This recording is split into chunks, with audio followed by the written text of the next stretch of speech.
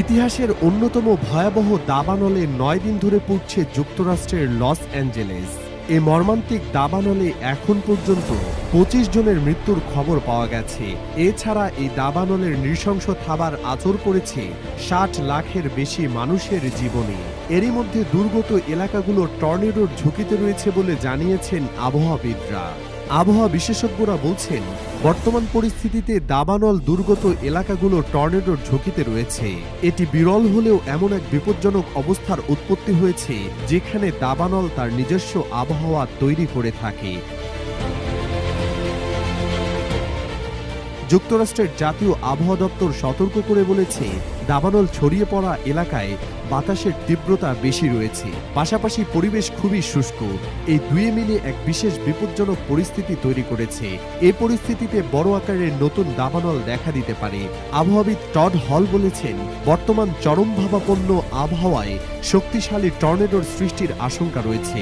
গত আগস্ট মাস ধরে বৃষ্টি না হওয়ায় দাবানলের কারণে দক্ষিণ ক্যালিফোর্নিয়ার বাতাসের মান ও গতি আরও খারাপের দিকে গেছে।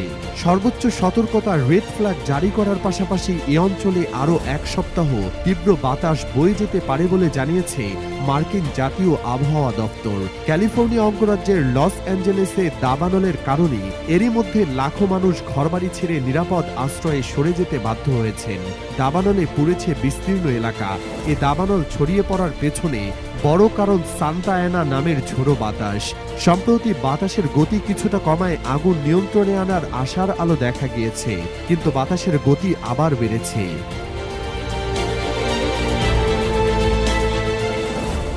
লস অ্যাঞ্জেলেসে দাবানল শুরু হয় ৭ জানুয়ারি। সেখানকার প্যালিসেডস এবং ইটন দাবানল দুটিকে সবচেয়ে ভয়াবহ বলা হচ্ছে। এই দুই দাবানলে অন্তত ১৪৫ বর্গ কিলোমিটার এলাকা পুড়ে ছাই হয়ে গেছে। ভৌগোলিক হিসেবে এই আয়তন নিউ ইয়র্কের ম্যানহাটন এলাকার ২.৫ গুণ। দাবানলের বিপর্যয়ে অন্তত ১২,০০০ অবকাঠামো ধ্বংস হয়ে গেছে। স্থানীয় পুলিশ বিভাগের হিসাব অনুযায়ী আরও ৫৭,০০০ অবকাঠামো ঝুঁকির মুখে রয়েছে। এদিকে ইউসিএল-এর একটি বিশ্লেষণে বলা হয়েছে, এই দাবানলগুলো বর্তমান বিশ্বের জলবায়ু পরিবর্তনের প্রভাবে আরও বড় এবং গরম হয়ে উঠেছে, যেখানে গ্রিনহাউস গ্যাস দূষণ একটি বড় ভূমিকা রেখেছে। দাবানল প্রতিরোধ এবং নিয়ন্ত্রণে স্থানীয় এবং আন্তর্জাতিক সাহায্যের প্রয়োজন ও সম্পত্তি রক্ষার লড়াই এখন আরও কঠিন হয়ে উঠেছে।